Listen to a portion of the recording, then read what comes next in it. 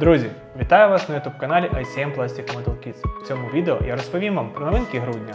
Отож, переходимо до наших новинок.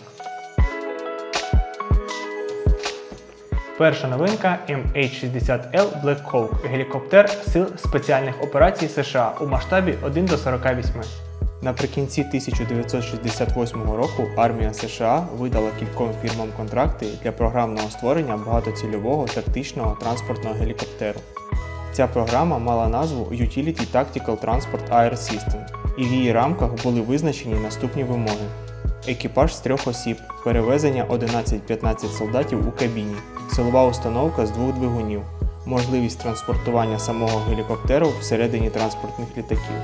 У 1976 році, після завершення випробувань, армія обрала фірму Сікорський як переможницю програми і був підписаний контракт на виробництво першої партії гелікоптерів, що мали армійське позначення UH-60A Black Hawk.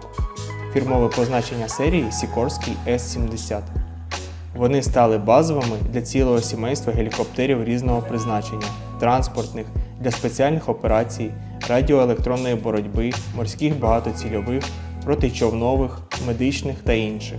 Модифікація MH-60L – це гелікоптери спеціального призначення для 160-го авіаційного полку спеціальних операцій армії США. Цей полк відомий також під назвою Night Stalkers. Гелікоптер оснащений погодним радаром та інфрачервоним датчиком переднього огляду FLIR. Також можливе встановлення системи заправки паливом у повітрі. В наборі присутня декаль з 3 варіантами маркування гелікоптерів.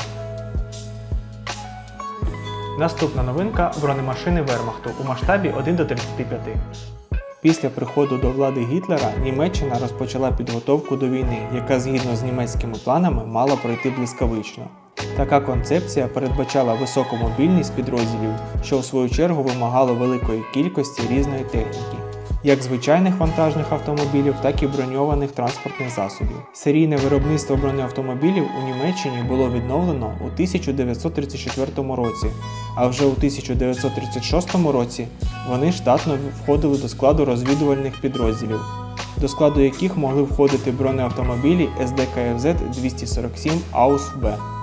З початку бойових дій парк бронетехніки поновлювався трофейними зразками, серед яких був один з найкращих бронеавтомобілів Другої світової війни – Панар 178.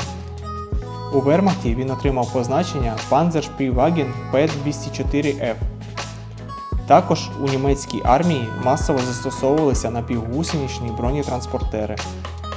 Багатозадачність, закладена у їх проєктуванні, дозволяла використовувати такі бронемашини як для перевезення особового складу, так і в якості платформ для монтажу різного роду озброєння та обладнання. Найбільш поширеним зразком бронетранспортерів Вермахту були напівгусеничні броньовані транспортери сімейства СД-КФЗ-251. В набор включено 3 зразки бронетехніки Вермахту: бронетранспортер СД-КФЗ-251-1 АУС-А, бронеавтомобіль Panzerspreewagen P204F та штабний бронеавтомобіль СД-КФЗ-247 АУС-Б. Також кожна з моделей комплектується окремою декаллю з різними варіантами маркування. Наступна новинка – СД-КФЗ-3Б з Flak-38 у масштабі 1 до 35. Зенітна гармата Flak-38 почала надходити на озброєння Вермахту у другій половині 1940 року. Маючи надійну конструкцію та високий темп стрільби, вона була ефективним засобом ближньої протиповітряної оборони у Вермахті. Тож виробництво цих гармат продовжувалось до кінця Другої світової війни.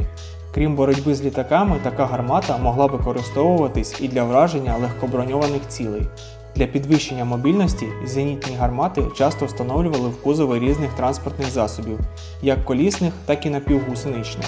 Однією з таких машин була напівгусенична версія розповсюдженого у Вермахті вантажного автомобіля V3000S, яка позначалась як СД-КФЗ-3Б.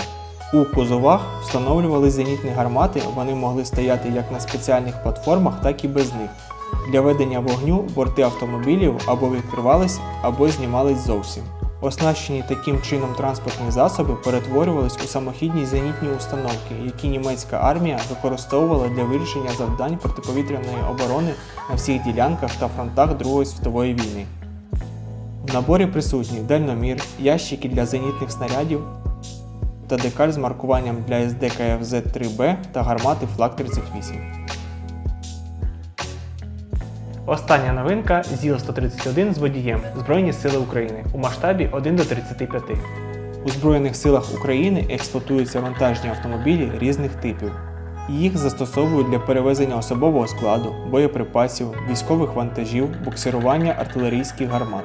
Певну частину автомобільного парку становлять сучасні зразки українського та західного виробництва.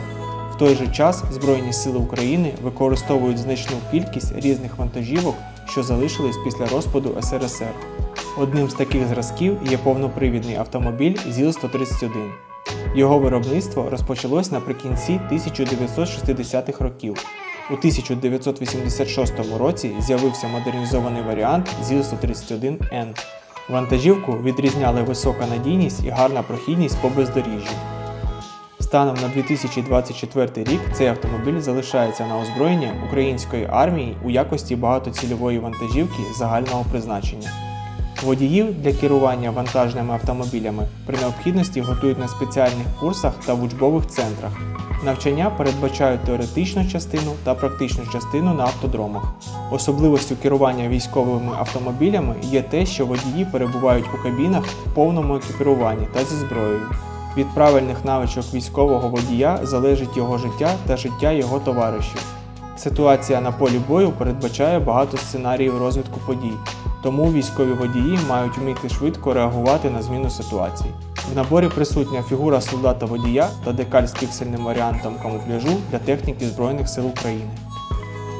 Крім цього, в нашому асортименті наборів фарб з'явилася новинка – набір акрилових фарб для американських гелікоптерів Black Hawk. Ось такі новинки. Дякуємо за перегляд, підписуйтесь на наш канал, попереду багато цікавого.